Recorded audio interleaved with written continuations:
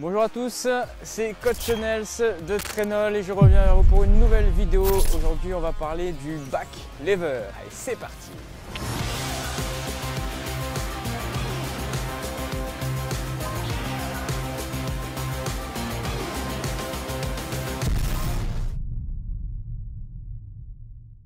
Avant de commencer cette vidéo, je vous invite à partager, à liker, à vous abonner à cette chaîne YouTube donc pour me faire connaître et pour qu'il y ait de plus en plus de contenu sur cette chaîne. Le back lever, qu'est-ce que c'est? C'est une figure de force qu'on retrouve au street workout, une figure de maintien, de gainage, comme on appelle ça, où vous êtes suspendu à la barre avec le corps à la parallèle au sol. C'est une figure de force qui est assez facile à réaliser au départ, c'est celle que j'ai appris en premier, c'est celle qui m'a donné le moins de mal à apprendre et c'est celle que je vais vous enseigner dans cette vidéo. Mais avant de commencer, on va parler de comment réussir à faire le back lever. Il est important de pouvoir bien s'échauffer parce que du coup, c'est un mouvement où les épaules sont vachement étirées, où elles subissent une pression énorme et que donc, il faut pouvoir être sûr que les épaules soient prêtes avant de commencer le mouvement. Je t'invite donc à faire des petits échauffements au niveau des épaules, des étirements dynamiques avec élastique, sans élastique, à bien te préparer 5 à 10 minutes avant de commencer ce mouvement et aussi au niveau des coudes car c'est une figure qui met vraiment beaucoup de tension donc sur les épaules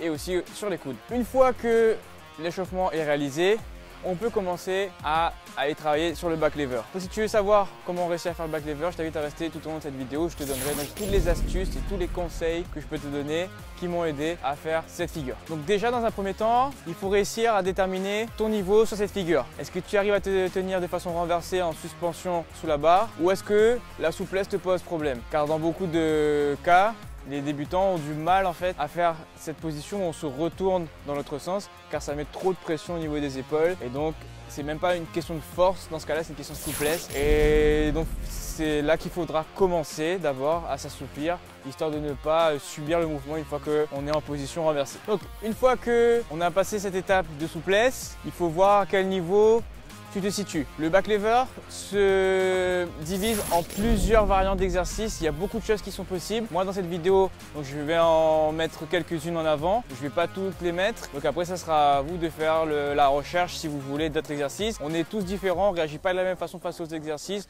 Moi, je vous conseille de tester toutes les variantes que je vous donne et ensuite de vous faire un avis, une opinion sur ce qu'il en est. Donc la première variante et la plus simple du back lever, c'est la position renversée où on a les jambes groupées qui sont proches du corps. On limite donc le bras de levier, la distance est moins grande et donc on a plus de facilité à tenir le mouvement. Avant de passer à l'étape supérieure, je vous recommande de réussir à maintenir cette position pour au minimum 15 secondes. 15 secondes, c'est le strict minimum. Si vous ne pouvez pas tenir plus de 15 secondes, dans ce cas-là, ça ne sert à rien de passer à l'étape suivante. Une fois que vous avez maîtrisé cette étape, vous pouvez passer à l'étape supérieure, c'est-à-dire avec les jambes toujours groupées, mais un petit peu plus loin derrière, d'accord? Donc elles sont encore vers le bas, mais on commence à éloigner les genoux et donc on commence à agrandir la distance du bras de levier et donc ça demande plus de force pour résister à son corps. C'est comme si par exemple au lieu de subir une pression de 30 kg, on subissait une pression de 40 kg parce que du coup les segments sont plus éloignés tout simplement. Pareil, cette variante est à réussir à tenir au moins 15 secondes avant de passer à la variante supérieure. La variante supérieure, c'est avec les jambes tendues et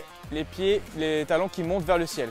Donc à ce niveau-là, on est quand même sur du niveau back lever avancé. Une variante qui est quand même assez difficile, il y a vraiment un grand écart entre le back lever groupé et le back lever tendu groupé. Donc cette variante est à tenir au moins 10 secondes, au minimum 10 secondes, parce qu'elle est quand même difficile à tenir, c'est pas évident, elle met beaucoup de stress sur les épaules, beaucoup de stress sur les coudes, donc là aussi je vous conseille vraiment de faire ce travail de préparation en amont sur tout ce qui est étirement, souplesse, renforcement des épaules, des coudes, des poignets, etc. Et une fois qu'on a atteint cette position 10 secondes ou plus, dans ce cas-là, il est temps de passer à l'étape finale, c'est-à-dire essayer de faire le back lever. La position où on est renversé avec les jambes tendues, on est parallèle au sol, on est bien gainé dans les abdos, on est bien gainé dans les fesses, tout est gainé et on tient la position. Maintenant, les petits conseils pour réussir à atteindre ces différentes étapes. Parce que le travail en gainage, c'est bien, mais il faut aussi travailler en renforcement musculaire, un peu aussi en dynamique pour renforcer les muscles qui vont aider à faire le mouvement. Le problème du gainage, c'est qu'il renforce le corps, il renforce le mouvement,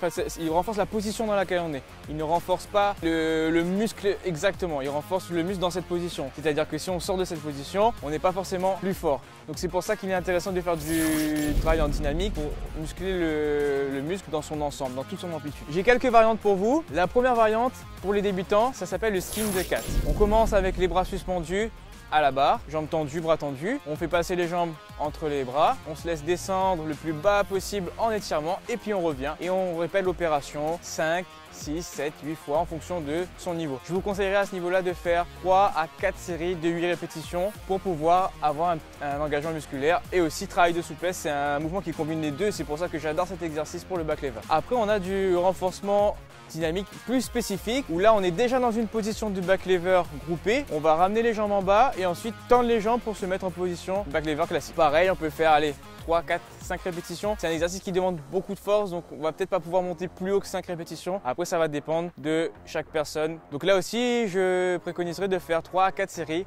de 5 répétitions ou un peu plus si vous avez les moyens de le faire. On a aussi tout ce qui est travail de base, travail de renforcement de base, donc à savoir les tractions, supination et pronation. Travail aussi du gainage, abdos et le dos.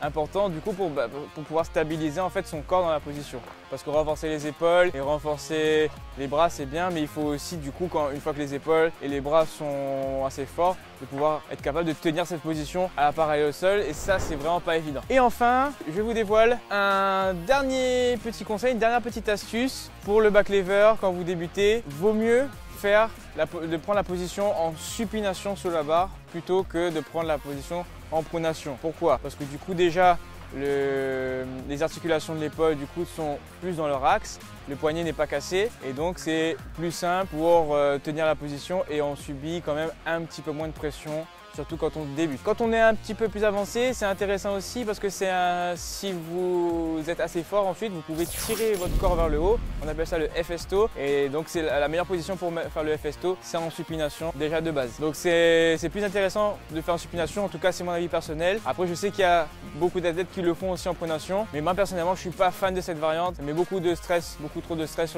surtout sur les poignets, les coudes et c'est pas super intéressant. Déjà que le back lever est un mouvement assez traumatisant de base, autant ne pas rajouter des contraintes supplémentaires. Voilà, donc j'ai tout dit pour cette vidéo. J'espère que le contenu vous a plu, j'espère que vous avez appris des choses. Je vous invite à tester les variantes, à tester donc les différents exercices, d'accord? Si vous êtes intéressé, si vous avez des questions à poser, n'hésitez pas à les poser en commentaire et je me ferai un plaisir de vous répondre. Si la vidéo t'a plu, je t'invite à t'abonner à ma chaîne, je t'invite à liker, je t'invite à partager avec les gens qui sont intéressés par le contenu sportif et aussi mon contenu surtout. Et moi je te dis à bientôt pour une prochaine vidéo. Allez, ciao ciao.